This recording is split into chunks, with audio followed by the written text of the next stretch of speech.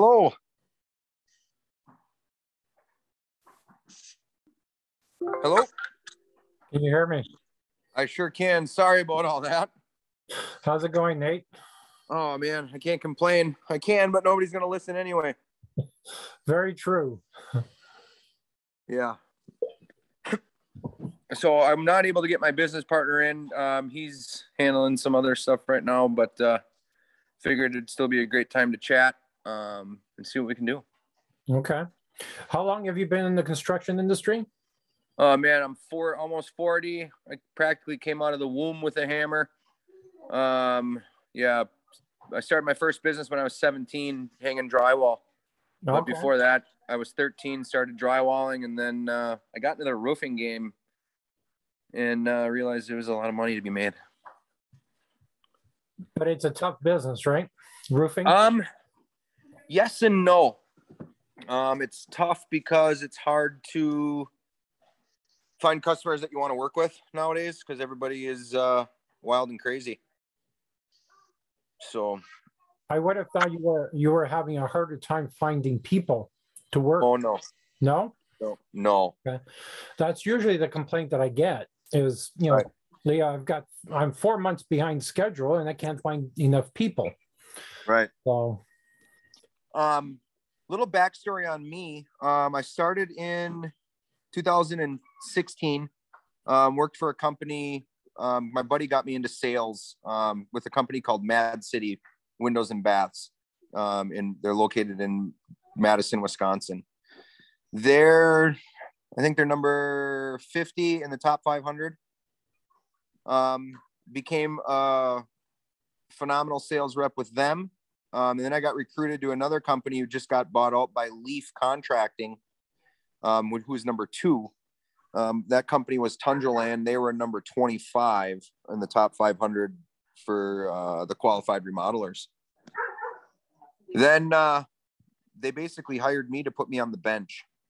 Me and my 2 friends, their philosophy is if you can't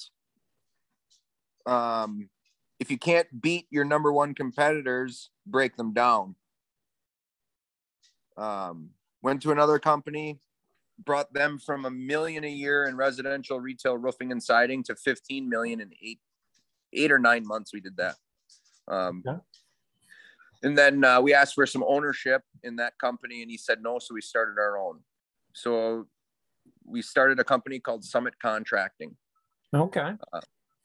We went from a $3,000 investment and 2 $5,000 credit cards maxed out to we did 65 million in sales in 18 months. Holy shit. Yeah, you said the same thing. And then June 27th of 2019, we were raided by the FBI on charges of wire fraud and bank fraud, which is absolute bullshit. With the 47,000 documents that we have to prove that it's bullshit. They just didn't have, we used a CRM called Lead Perfection, and Lead Perfection, we literally noted and almost quoted conversations we've had with customers, all that stuff. The reason we were raided is we hired a gentleman that was under the FBI's watch list, and he was going around telling people he was the owner. And so now it's for lack of better terms, Leo, it's a shitstorm. Okay. Now, that company has now been shut down. Okay. That company was shut down in 2020.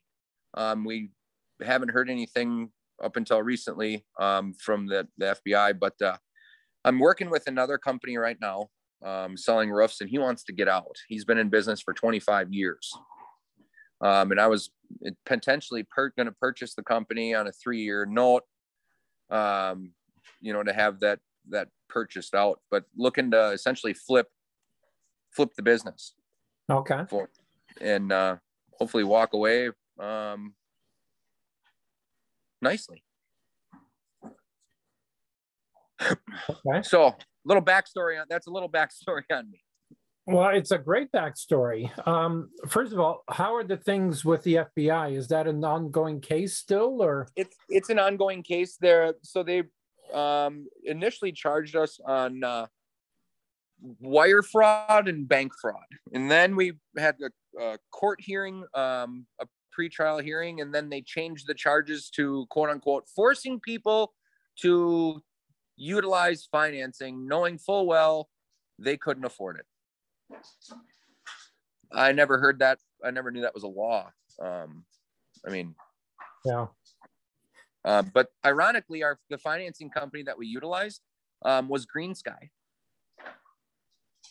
Okay, and their records are good? Their records are clean? Nope.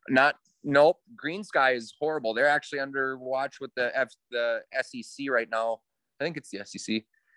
No, the FCC is on them right now because they would promise an interest rate. Let's say they would offer a 4.99, and then they would change it midway through the loan. Okay. And we didn't know that. Actually, the investigation just became public. I think the early part of 2020, when it became public after all of the stuff happened with us. Okay. Do you have good representation? Do you have good lawyers? I think so. I'm hoping so. That's one of the reasons why I'm trying to help flip this company with the guy that I'm working with, is so I'm able to afford good representation or better I have good federal representation currently, but our attorney said they're literally in no rush for this because it's the way my attorney said it, it's a fart in a windstorm right now. So okay. Nate, I know we don't know each other. Yeah. But this conversation is starting to sound very familiar. Okay. I had a number of clients go down similar roads. One of them was with Revenue Canada. He was doing a lot of deals under the table. He was audited and stuff like that. So that's one of them. And I usually advise clients, it's not worth the headache taking cash under the table. It really we never yeah. You get audited once, your life is fucked. Correct. I mean, that's one of the reasons why I think they looked at us, is because we were depositing large cash into our account. And anything in the United States, in Wisconsin, anything over $10,000 or $9,999, you have to fill out a form on where that money came from and to prove where it came from. Right. So we were filling those out daily. I mean, right. So I mean that goes across North America, actually. Yeah.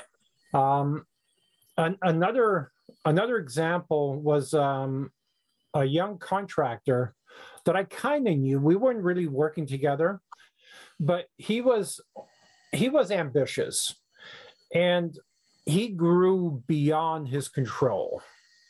Mm-hmm. We were talking about setting up, a proper foundation under his company. Oh, no, I'll control the growth. He hired too many salespeople. He was getting so many deposits in for jobs, and some of them fell through the cracks. Yep. He didn't acknowledge all of them, all the deposits, and these were small deposits, like $1,000 for the job, just to get the job committed. Right. It took one client to complain to Corporate Consumer Affairs, and that client never, called the company, sent an email, sent a text, or anything like that. Yep. Right? You would think if they're concerned about their deposit, they want to get their job done, they're going to call the company, right? Yep. But they didn't. And that started a chain, which started this investigation, which started, them dissecting everything. They found one picture on the company's website that did not belong to them. They investigated all the pictures. They found one that didn't belong to them, right? That one picture alone was enough to get them 5 years. Okay, so the story gets worse. So anyways, they had something similar happen earlier, like 5 years earlier, and they went to court, they fought it, and they won in court. Okay. Yep. Because this was a high-profile company, the company used to use a lot of TV, video, commercials and stuff, so it was high profile. And the media was all over it because the media have to tear high-profile companies down. It's their mandate. It's like their mission in life, right? Correct. So that first complaint started the investigation. Then the investigation revealed that there were 2 or 3 other complaints that had reported, and the company was working on it. I'm sorry, you fell through the cracks. We'll get to you. Give us a week or 2. We'll get to you. So there was communication, right? Yep. To make a very long story short, the lawyers that this gentleman hired, they said, "Oh, this is a fart in the windstorm. This is a piece of cake. Well, there's nothing here. There's absolutely nothing here." And even the policeman that arrested him, put handcuffs on him and said, "I don't know why we're doing this. I mean, this sounds like a fart in the storm." Okay. Yeah. The cop said that, right? But because there was so much media attention, the Crown had to prosecute. So anyways, court date comes, months and months of preparation. The lawyers kept saying, "Oh, you've got this beat. Don't worry about it. It's no big deal." 30 minutes before the trial starts, literally 30 minutes before the trial starts, the lawyers ran over to the client saying, "You got to plead guilty." What? Like, what the fuck happened? Right. So I believe there's some lawyers out there that are not very ethical. They promise you the world, and their intention is never to go to court, is to plead out, right? Right. So he had 30 minutes to decide whether he was going to spend 5 years in jail, because he was told, if you don't plead guilty, there's a very good chance, like a solid chance, you're going to spend 5 years in jail. So either plead guilty and pay a $100,000 restitution, get 2 years of house arrest and stuff like that. So out of desperation, being pushed against the wall, he pled guilty. Yeah. Okay. So when I ask you a question, be sure you know who these lawyers are. Absolutely. Now we have so I have one, we had our corporate attorney. We have one, there's 5 attorneys involved in this case, as well as my bankruptcy attorney, and then another attorney, because we had to file bankruptcy with the business because we were just demolished on media. Every single one of them are in agreement on there is no anything involved with this. None of that is none of their charges are, there's no grounds, there's no proof, there's no grounds, there's no I always get really concerned when lawyers or anyone is overconfident. Yeah. These government entities have millions and millions of dollars behind them. Okay. Correct. You're not going to waste taxpayers' money going to court unless they believe there's something. So I don't want to harp on this, but if I were in your shoes, I would be recording every conversation that I had with the attorneys, with everyone. Okay. The reason why I like doing Zoom calls, and by the way, we are recording this conversation. Yep, I saw that. Yep. Yeah. So get into the habit of recording everything, because you never know when you're going to need it. Okay. I've been hauled into court several times. Clients who went to my website, stole information from my website and say, "Hey, your shit doesn't work and you owe me for this." Okay. So even when you win in court, you still lose. Correct. So, anyways, I'll get off my soapbox now, and we have 4 minutes left now. Yeah. But Why do you think the company imploded like that? Did you have all the proper systems in place? It sounds like you grew Absolutely. way too fast. Well, we had 50 roofing contractors that were Sub? working with us. Subs, yep. Okay. 50 crews. Um, we had all of our crews, all of our staff, everybody lined up before we even made a sale. We had the best accounting firm in our area. We had our attorneys in staff. We had a call center. We had everything in staff in order to grow the way we did. Everything was put into place. The issue that we came up to is we had a gentleman that was running our call center that was under investigation by the FBI. Okay.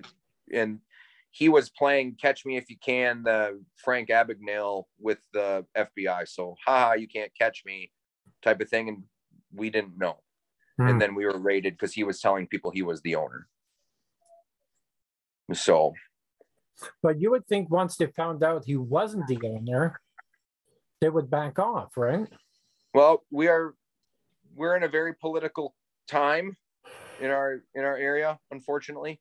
And we donated some money to Donald Trump's campaign, and the lead prosecutor and the new prosecutor are both anti-Trump fans. Right. So, it's a similar situation here. If you donate $20 to the truckers in Canada, your bank account gets frozen. So yeah. I understand where you're coming from. And by the way, my LinkedIn profile was deleted 6 times because of shit like that. Oh my gosh. I mean, I can't. Yeah. So anyway, this company that I'm working with now, he's got a book of business like you wouldn't believe. I've never seen anything like this. It's a one-man show right now, but we have salesmen that we're putting in place and putting things together, and just kind of looking to see how we would go about selling a business with everything put in place. Okay. Which is essentially what the initial conversation was supposed to be. Right.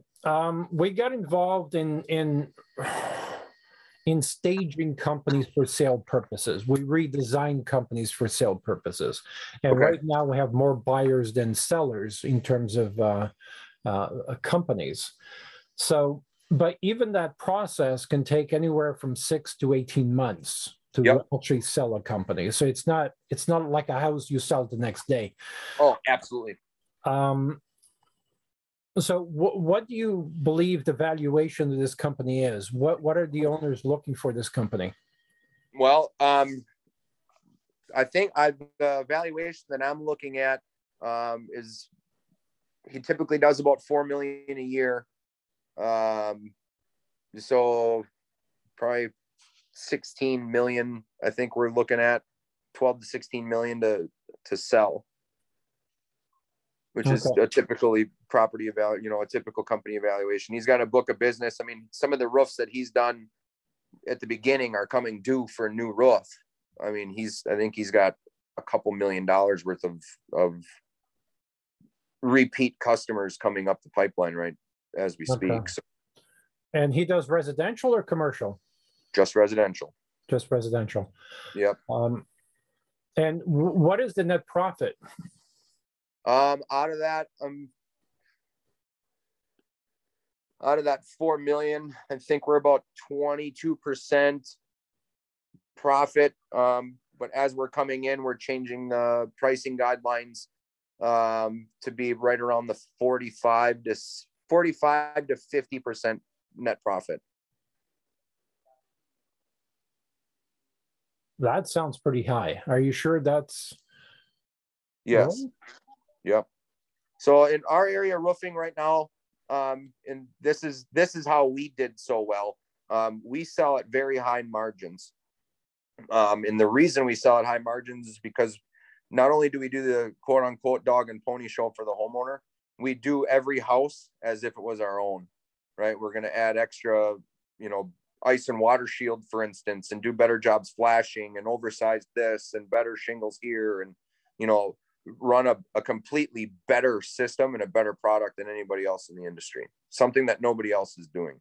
Okay. Um, how long have you been with the company? Are you officially hired by the company or are you a consultant? I am with the company, yes. Okay. How long have you been with them? A little over 6 months now. 6 months. Okay. What about the management team? Tell me about the management team. So currently the management team is myself and my partner. We own together we own a company called Roof Sales Group that we work for other companies as a management team, teaching, training sales reps, scripting literally everybody in every single role in the business. I mean, even our runners are scripted, so they don't outsell, undersell, or eliminate a potential new customer. Okay. How to get reviews, stuff like that. I'm an URA salesman or sales manager and production manager, lift the guys up, instead of break them down, give them the tools that they need, teach them how to use those tools effectively and properly. And then as far as our lead acquisition, primarily acquiring the leads is done organically. He's got a lot of organic call-ins, so typically 12 to 18 calls a day. Wow. Okay. Yeah, which is why we value the company so well. So okay.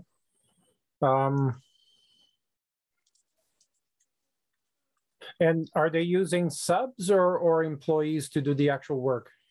Subs. Subs. Okay. And who's managing the subs? Is that you as well? Nope. So the subs are managed by the owner himself. Okay. So he's still the face, he goes, checks jobs, he manages, doing 2-3 jobs a day within a 60-mile radius is pretty simple for him. And typically, how long is the each project? So with roofing, the longest projects are obviously the larger projects, day and a half, 2 days at the max. Okay. And okay. He was a heavy production based company prior to us getting there. So in our projected growth right now for this year would be about 7 million with minimal staff. Okay. And he's prepared, both of you are prepared to stay on in the transition? Yes. And where are you? Sorry, what? Wisconsin. Wisconsin. Near Green Bay, Wisconsin. Okay. And you only do asphalt or you do metal as well? Asphalt is primarily the product we use. I don't like metal roofs only because they put salt on our roads. And, to maintain the warranty on metal roofs, you need to literally get up and wax the roof and maintain it from all the sodium that they spray on the roads. Right. Okay.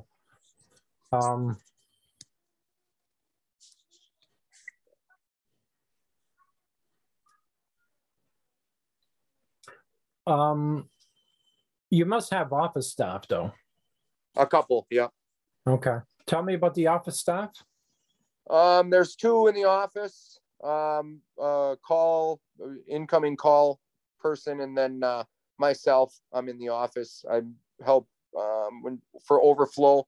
I put the schedule together for the sales reps. I acquire the leads, the organic phone calls that come in, set up the sales reps. And then, it's very small operation. In the office. Yes. How many sales reps? There's 4 sales reps. And how are they compensated? Commission only. Okay. And the average sale is, do you have that figure? Yep. 16.5. 16.5. Okay. Yeah. 16,500. 2 or 3 days. Yep. A day and a half, 2 days. Okay.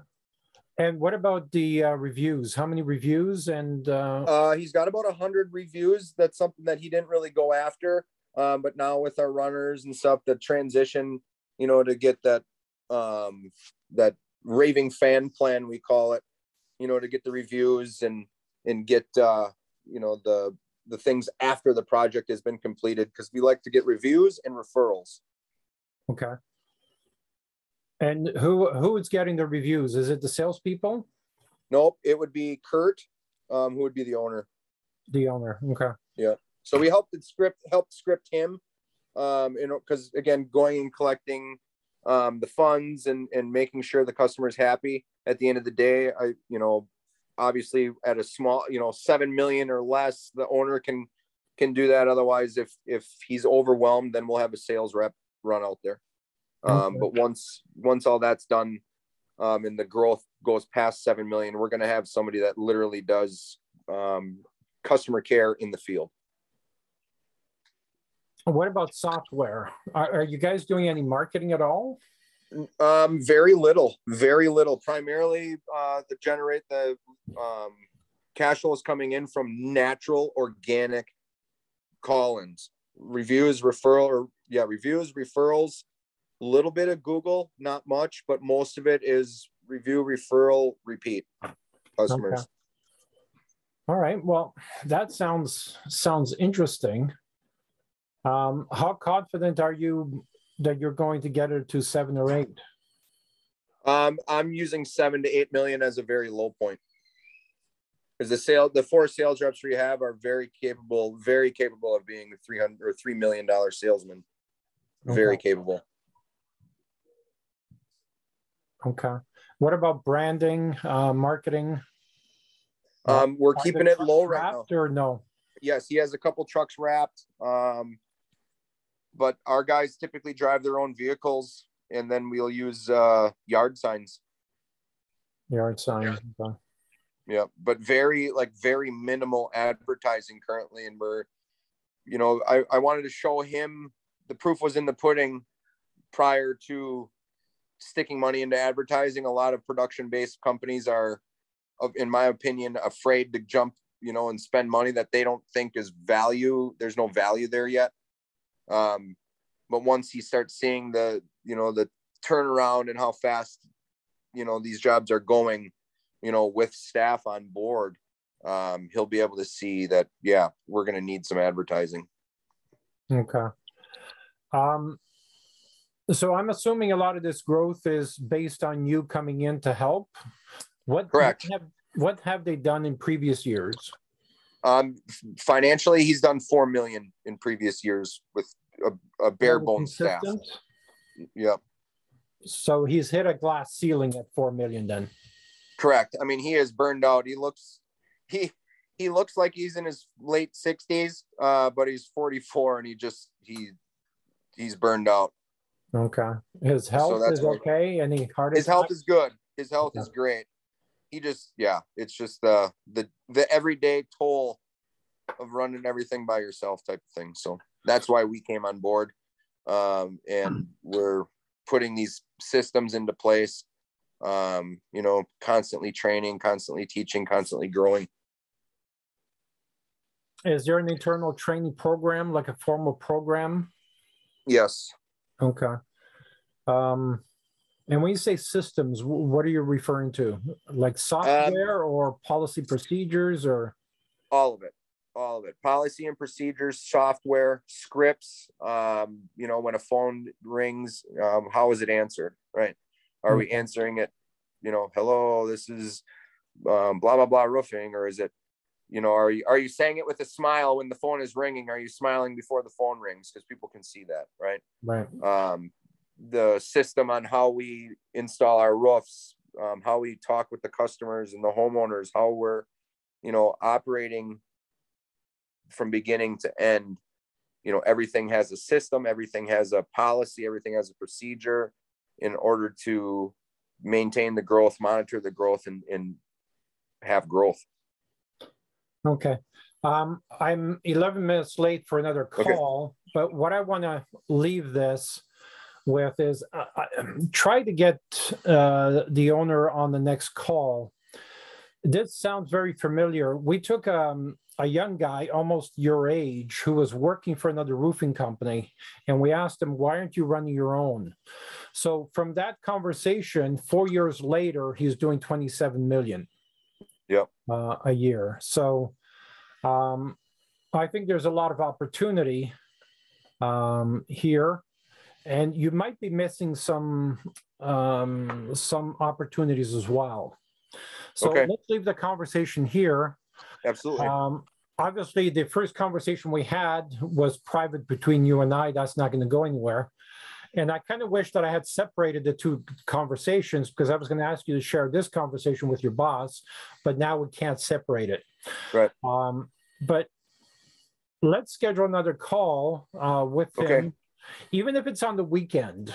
Yeah. Or 11 o'clock at night. I'm free whenever, if you just want to shoot me an invite and I can make it happen. Okay. Can you get him on board for, what's today? Tomorrow evening? Yes. Yep. Okay. What time you thinking? Same time-ish or later? Or? No, same time would work for me, I'm pretty sure. Okay. Perfect. Okay. So use the link and reschedule for tomorrow, and we'll talk to you then. Awesome. Thanks, Leo. Thanks, Nate. Take care. Yep. Bye-bye.